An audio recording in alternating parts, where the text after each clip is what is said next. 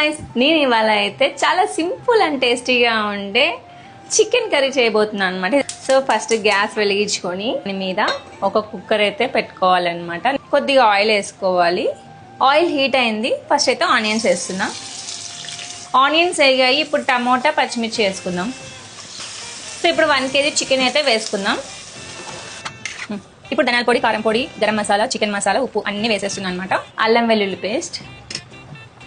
Water ఏం వేయకుండా cooker close చేద్దాం. 3 విజిల్స్ వచ్చిన తర్వాత ఓపెన్ చేసి చూద్దాం.